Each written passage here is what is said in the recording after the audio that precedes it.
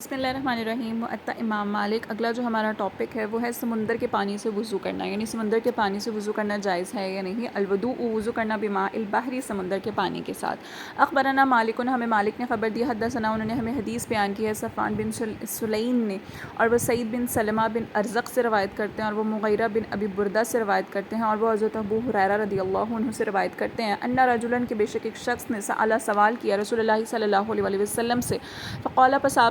پس اس نے کہا، یعنی اس نے عرض کی، انا، بے شک ہم، نرکبو، سوار ہوتے ہیں، البحر، سمندر میں، یعنی سمندر میں سفر کرتے ہیں، اس سے مراد سفر ہونے سے کرنے سے مراد سوار ہونے سے مراد یہ ہوگا کہ وہ سفر کرتے ہیں۔ ونحملو، اور ہم رکھتے ہیں، معنا، ہمارے ساتھ، القلیل، کم مقدار میں، من الماء، پانی، فان تودأنا، پس اگر ہم وضو کر لیں بھی اس کے ساتھ، عطشنا، تو ہم پیاسے رہ جائیں گے۔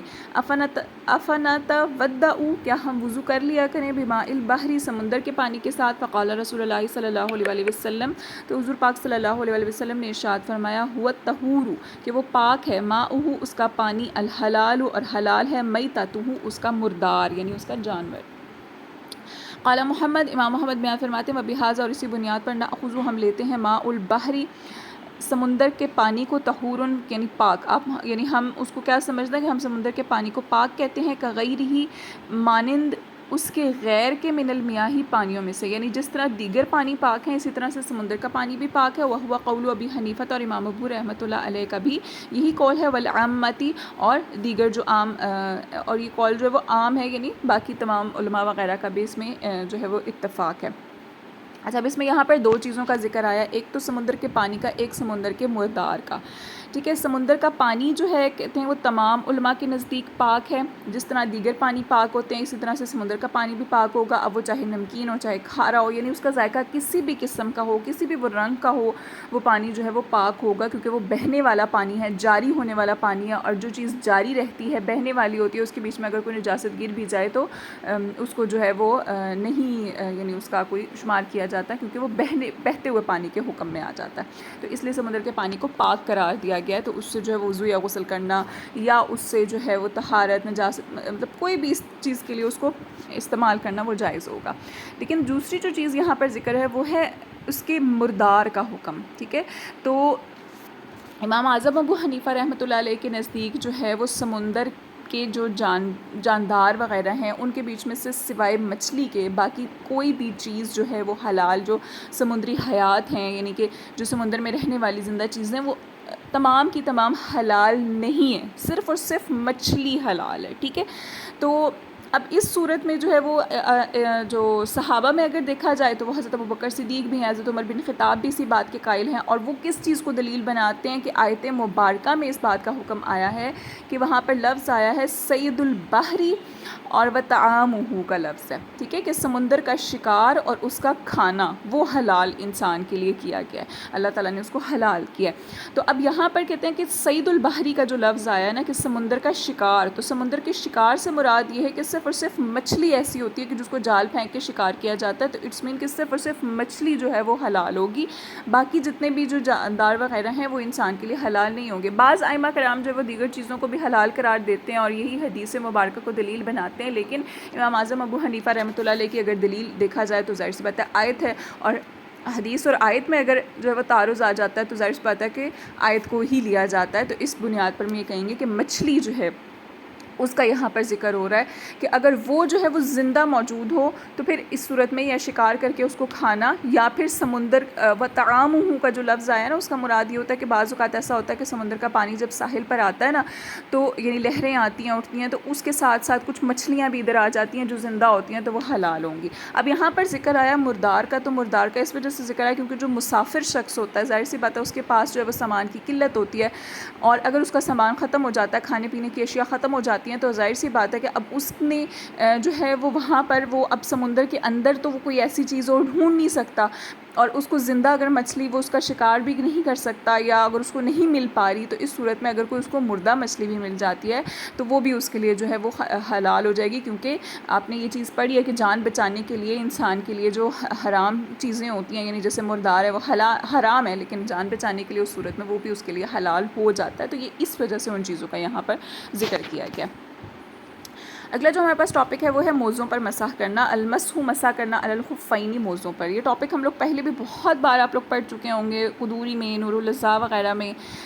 اس وجہ سے یہاں پر جو ہے وہ تھوڑا سا شارٹ انہوں نے تمام اس کے جو ٹاپک آلموسٹ بنتے ہیں وہ انہوں نے یہاں پر لکھ دی ہیں کہ کب مسح کیا جائے گا، کتنی مقدار میں مسح کیا جائے گا، کیا کیا شرائط ہوتی ہیں، ٹھیک ہے، اور اس کے علاوہ احادیث سے اس بات کا ثبوت جو ہے وہ یہاں پر دیا گیا۔ تو اخبرنا مالک، ہمیں مالک نے خبر دی، اخبرنا ابن شہاب زہری کے، ہمیں جو ہے ابن شہاب زہری نے جو ہے وہ خبر دی ہے، ان عباد بن زیاد، کہ وہ عباد بن زیاد من ولد المغیرہ بن شعبہ، کہ وہ جو ہے عباد بن زیاد سے روایت کرتے ہیں جو کہ مغیرہ بن شعبہ کی اولاد میں سے ہیں، ان نبی صلی اللہ علیہ وسلم کے بے شک نبی کریم صلی اللہ علیہ وسلم ذہب گئے لحاجتہ ہی اپنی حاجت کے لیے، یعنی قضائے حاجت کے لیے، پخانہ یا پیشاب وغیرہ یعنی استنجا وغیرہ کسی بھی چیز کی نیت سے وہ گئے، پھر غزوہ تبوک، غزوہ تبوک کے موقع پر، قالا وہ بیان فرماتے ہیں، یعنی وہ راوی بیان فرماتے ہیں جو مغیرہ ہیں، وہ کہتے ہیں کہ فذهبت پس میں گیا معه آپ کے ساتھ، بما ان ساتھ پانی لے کر، یعنی میں آپ کے پیچھے پیچھے پانی لے کر چلا گیا۔ قالا وہ بیان فرماتے ہیں فجاء النبی پر نبی کریم صلی اللہ علیہ وسلم آئے، یعنی جب آپ نے اپنی قضائے حاجت کر لی اس کے بعد جب آپ آئے تو کہتے ہیں فسکبت علیہ، تو میں نے آپ پر پانی انڈیلا،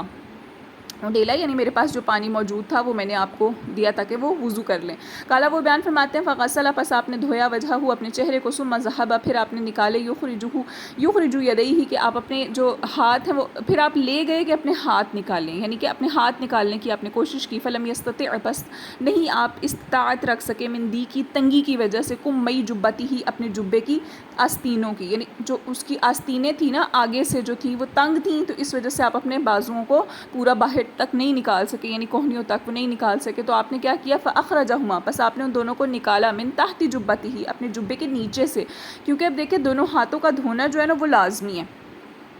وہاں پر جو ہے وہ کوئی مسح وغیرہ اس طرح سے نہیں ہو سکتا، تو اس وجہ سے جو ہے وہ آپ نے کیا کہا کہ کیونکہ وہ دھونے کے حکم میں شامل، اگر نہ دھوتے تو وضو نہ ہوتا، تو اس وجہ سے آپ نے اپنے نیچے سے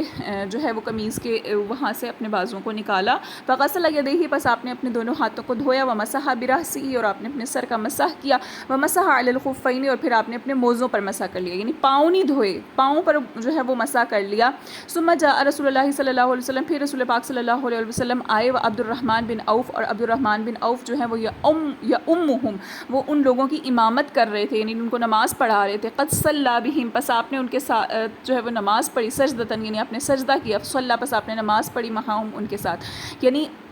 قد تحقیق صلی انہوں نے نماز پڑھائی، بہم ان کو سجدتاً سجدے پر، یعنی وہ سجدے پر پہنچ گئے تھے جب حضور پاک صلی اللہ علیہ وسلم وہاں پر پہنچے، فصلی معہم بس حضور پاک صلی اللہ علیہ وسلم نے ان کے ساتھ نماز پڑھی، یعنی جو ایک رکعت رہ گئی تھی وہ آپ نے ان کے ساتھ پڑھی، ثم صلی الرکعۃ پھر آپ نے وہ رکعت ادا کی، التی وہ جو بقیت باقی رہ گئی تھی، ففزع الناس پس لوگ پریشان ہو گئے، لہو اس بات کے لیے، ثم قال لهم پس آپ نے ان سے کہا کہ قد احسنتم تم نے اچھا کیا، یعنی لوگ کیوں پریشان ہو گئے کہ ظاہر سی بات ہے کہ ایک رکعت جو ہے وہ نکل گئی اور ہم نے حضور سے پہلے ہی نماز ادا کر لی، تو اس لیے حضور پاک صلی اللہ علیہ وسلم نے ارشاد فرمایا کہ تم نے اچھا کیا، یعنی نماز کا وقت نہ نکل جائے، تو انہوں نے چونکہ امامت کرا دی تھی،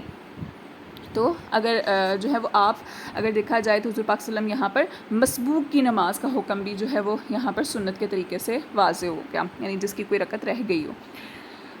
اب موزوں پر جو مسح کرنا ہے، اب مسح ہے کیا، اور موزوں پر مسح جو ہے وہ کس سے کہتے ہیں، پہلے اس کی تعریف یہاں پر بیان کی گئی کہ مسح کا جو لغوی معنی ہوتا ہے وہ کسی چیز پر ہاتھ پھیرنا ہوتا ہے، اور اصطلاحی شریعت میں اگر دیکھا جائے تو موزوں پر مسح کرنے کا مطلب کیا ہوتا ہے، مخصوص طرز کے موزے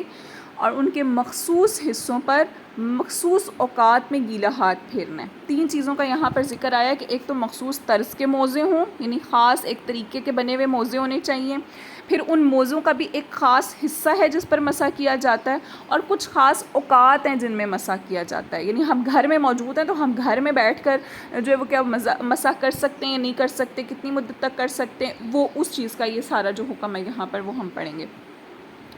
مخصوص حصے کا مطلب کہتے ہیں مخصوص طرز کے موزے کا مطلب یہ ہے کہ وہ موزہ ٹخنوں تک آتا ہو، ٹخنوں یعنی جو ہمارے یہ گٹے جس کو آپ کہتے ہیں نا، یہاں تک ہمارے پاؤں کے جو ہیں یہاں تک کم از کم ہونا چاہیے، اور اس کا بیشتر حصہ جو ہے وہ چمڑے کا یا اسی طرز کی کسی موٹی چیز کا بنا ہوا ہونا چاہیے جس کی موجودگی میں پانی جلد تک نہ پہنچ سکے، جیسے آج کل اگر آپ فوجی بوٹ وغیرہ دیکھیں نا تو یہ استعمال ہوتے ہیں، پہلے زمانے میں بھی اسی طرح ان چمڑوں کی ہی جو وہ موزے بنے ہوئے ہوتے تھے، اگر کبھی آپ نے دیکھے ہوں تو بعض اوقات ایسا ہوتا ہے کہ ابھی بھی کچھ ملتے ہیں جن کے بیچ میں نیچے سے جو ہے نا وہ سارا حصہ ان کا چمڑے کا بنا ہوا ہوتا ہے اور اوپر جو ہوتا ہے وہ موٹا والا کپڑا لگا ہوا ہوتا ہے، تو وہ بھی موضوع کے حکم میں آ سکتے ہیں. یعنی ان کا بیشتر حصہ، زیادہ تر حصہ جو ہے وہ چمڑے کا بنا ہوا ہونا چاہیے، یا چمڑے ہی کی طرح کا اس طرح کا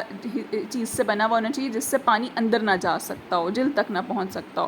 مخصوص حصے کا مطلب کیا ہے؟ کہتے ہیں موزے کے اوپر والے حصے پر مسح کیا جائے گا، یعنی پاؤں کا جو نیچے ہوتا ہے نا، جو زمین کے ساتھ ہمارا پاؤں ٹچ ہوتا ہے، جو نیچے پاؤں کا حصہ ہوتا ہے، تلوا ہوتا ہے، وہاں پر مسح نہیں ہوگا، بلکہ جو اوپر والی حصہ ہوتا ہے، یعنی جو آپ کے ناخن ہیں، جو آپ کے اوپر انگلیاں ہیں، اور یہ جو اوپر جگہ آ رہی ہے جو آپ کی ٹانگ سے ملی ہوئی، یہ اوپر والی جگہ پر، یعنی اس مخصوص حصے پر مسح کیا جاتا ہے. پھر مخصوص اوقات کا مطلب کیا ہے؟ کہتے ہیں ایک مرتبہ موزہ پہن لینے کے بعد مقیم، یعنی جو اپنے گھر میں موجود ہے، وہ 1 دن اور 1 رات تک اس پر مسح کر سکتا ہے، یعنی تقریباً یہ 5 نمازوں کا وقت بن جاتا ہے. جبکہ مسافر جو ہے وہ 3 دن اور 3 راتوں تک موزوں پر مسح کر سکتا ہے. یہ مدت گزر جانے کے بعد پاؤں دھونا ضروری ہو جائے گا. ٹھیک ہے، اب یہ موزوں پر مسح کرنا کس شخص کے لیے ہے؟ کہ جس پر غسل واجب نہ ہو، یعنی جنابت، حیض یا نفاس، کسی چیز کی وجہ سے بھی ان پر غسل واجب نہ ہوتا ہو. ٹھیک ہے، یعنی وہ پاک ہوں گے، جس پر وضو کرنا ضروری ہوگا نا، یہ وضو والے شخص کے لیے کہ وہ موضوع پر مسح کر سکتا ہے. اگر تو وہ اپنے گھر میں موجود ہے تو پھر اس کی مدت 1 دن یا 1 رات تک ہے کہ وہ ان پر مسح کر سکتا ہے. اور اس کے علاوہ جو مسافر شخص ہے، یعنی وہ سفر میں ہے، تو اس دوران جو ہے وہ 3 دن اور 3 رات تک ان موضوع پر مسح کر سکتا ہے. جب یہ مدت پوری ہو جائے گی مقیم شخص کے لیے اور مسافر شخص کے لیے، تو وہ اپنے جو موزے ہیں ان کو اتارے گا. اتارنے کے بعد جو ہے وہ پھر اپنے پاؤں کو دھو لے گا اور پھر دوبارہ بے شک ان کو پہن لے. یعنی پورا دوبارہ وضو کرنا ضروری نہیں ہے، صرف اور صرف پاؤں کو دھو کر دوبارہ موزے پہن لے. پھر 1 دن اور 1 رات مقیم کے لیے اور 3 دن اور 3 راتیں، پھر ان کی مدت اس طرح سے بڑھ جائے گی. اچھا، اب بعض جو ہے نا وہ علماء یہ کہتے ہیں کہ نہیں، اس میں کوئی مدت نہیں ہوتی، بلکہ جب تک وہ موزے پہنے رہے گا اور اس کے اوپر جب تک غسل لازم نہیں ہوگا تب تک جو ہے وہ اس کو موزے اتارنے کی ضرورت نہیں ہوگی، بلکہ وہ اس پر جو ہے وہ مسح کرتا رہے گا.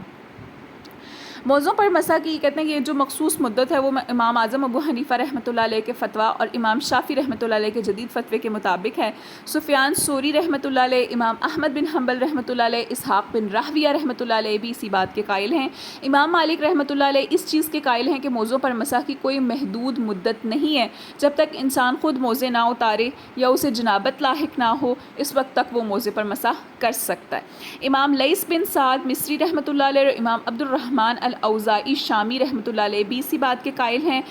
قاضی عبد الوہاب لکھتے ہیں کہ امام شافعی رحمۃ اللہ علیہ کا قدیم قول بھی یہی ہے، اور امام مالک رحمۃ اللہ علیہ سے بھی اس بارے میں مختلف روایات منقول ہیں، لیکن صحیح روایات وہی ہے جو ہم نے بیان کی ہے. یعنی صحیح روایت کیا ہے؟ کہ جس کے بیچ میں مدت کا ذکر ہے. اب یعنی بعض جو یہاں پر لکھا ہوا ہے نا موضوع پر مسح کی یہ مخصوص مدت، یہاں سے لے کر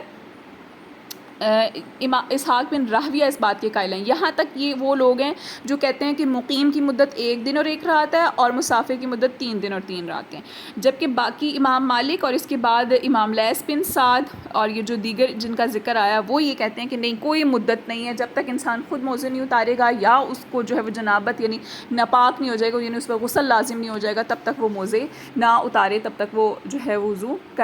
اس پر کر سکتا ہے، مسح کر سکتا ہے. امام مالک رحمۃ اللہ علیہ کے موقف کی تائید میں حضرت یحییٰ بن ایوب رضی اللہ عنہ کے حوالے سے یہ روایت نقل کی جاتی ہے کہ حضرت یحییٰ بن ایوب رضی اللہ عنہ کو نبی کریم صلی اللہ علیہ وسلم کی ہمراہی میں دونوں قبلوں کی طرف منہ کر کے نماز پڑھنے کا شرف حاصل ہے. یعنی پہلے آپ جو ہے وہ بیت المقدس کی طرف نماز کر کے ادا کیا کرتے تھے، پھر خانہ کعبہ کی طرف، یعنی دونوں طرح جو ہے وہ آپ نے حضور کے پیچھے نماز ادا کی ہے. آپ فرماتے ہیں کہ میں نے عرض کی یا رسول اللہ صلی اللہ علیہ وسلم، کیا ہمیں موزوں پر مسح کرنا چاہیے؟ تو آپ صلی اللہ علیہ وسلم نے فرمایا ہاں. میں نے عرض کی 1 دن، آپ نے فرمایا 2 دن بھی ہو سکتے ہیں. میں نے عرض کی 3 دن، آپ نے فرمایا جب تک تم چاہو. امام مالک رحمۃ اللہ علیہ کے موقف کی تائید بھی دوسری جو روایت ہے حضرت خزیمہ بن ثابت رضی اللہ عنہ سے روایت ہے. آپ فرماتے ہیں کہ اللہ کے رسول نے ہمیں یہ رخصت عطا کی تھی کہ مسافر 3 دن اور 3 راتوں تک موزوں پر مسح کر سکتا ہے، جبکہ مقیم جو ہے وہ 1 دن اور 1 رات تک مسح کر سکتا ہے. لیکن اگر ہم اس مدت میں اضافہ کرنا چاہیں تو آپ ہمیں مزید اجازت دے دیں گے. تو کہتے ہیں جو حضرات مسح کے لیے مخصوص مدت کے قائل ہیں ان کے دلائل جو ہیں وہ درج ذیل ہیں. یعنی یہاں تک یہ جو 2 دلیلیں بیان ہوئی ہیں نا، ان کے بیچ میں دیکھیں یہ ذکر آیا کہ حضور نے 4 دنوں تک کا، یعنی آگے تک کا بھی 3 سے زیادہ دنوں کا بھی ذکر کیا ہے. ٹھیک ہے، اور دوسرے میں بھی یہ آیا کہ آپ نے 3 دن تک کا تو ذکر کیا، لیکن اس سے آگے بھی آپ اجازت دے دیں گے. تو وہ اس چیز کو دلیل بناتے ہیں کہ جب تک چاہیں کیا جا سکتا ہے. تو اب اگر دیکھا جائے تو انڈائریکٹلی ان کی دلیل کا جواب بھی یہ دیا جا سکتا ہے کہ ظاہر سی بات ہے ایک دن اور ایک رات کے بعد دوبارہ جو ہے وہ موزہ پہن لیا جائے تو اس صورت میں ظاہر سی بات ہے اگر دیکھا جائے تو مدت بڑھ ہی گئی نا. تو ہو سکتا ہے کہ یہاں پر حضور پاک صلی اللہ علیہ وسلم کا مقصد جو ہے وہ یہ ہو. خیر ہم اس کے بارے میں کوئی کیونکہ جب تک علماء کوئی دلیل پیش نہیں کریں گے تو ہم نہیں کر سکتے، یہ محض ہماری اپنی ایک رائے ہے. ٹھیک ہے. اچھا آگے کچھ لوگ جو ہیں وہ یہ کہتے ہیں کہ جو علماء ہیں وہ یہ کہتے ہیں کہ مخصوص مدت ہے، ان کے جو دلائل ہیں وہ یہاں پر آگے بیان کیے جا رہے ہیں. کہتے ہیں جو حضرات مسح کے لیے مخصوص مدت کے قائل ہیں، ایک تو پہلی حدیث ہم نے جو پڑھ لی، ٹھیک ہے، اس میں ذکر آیا کہ موضوع پر مسح کرنا جائز ہے یا نہیں ہے. ٹھیک ہے، وہ اس کے بارے میں حدیث دلیل کے طور پر ہمارے پاس آئی تھی، جو سب سے پہلی حدیث جس کا میں نے آپ کو ترجمہ پڑھایا ہے. اب یہاں پر وہ آ رہی ہیں جو مخصوص مدت کے بارے میں ہیں. تو عاصم بن رزین بیان کرتے ہیں کہ میں حضرت صفوان بن اسال رضی اللہ عنہ کی خدمت میں حاضر ہوا. انہوں نے دریافت کیا کہ تم یہاں کیوں آئے ہو؟ میں نے عرض کیا علم کے حصول کے لیے آیا ہوں. آپ نے فرمایا طالب علم کی طلب سے راضی ہو کر فرشتے اس کے لیے اپنے پر بچھا دیتے ہیں. میں نے عرض کی کہ میں حدث کے بعد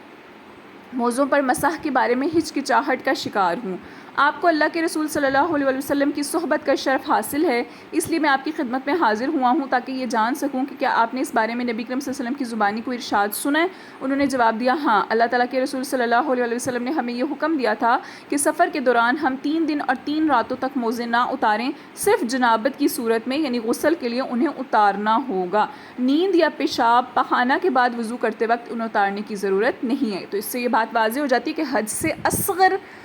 اگر آپ کو لاحق ہو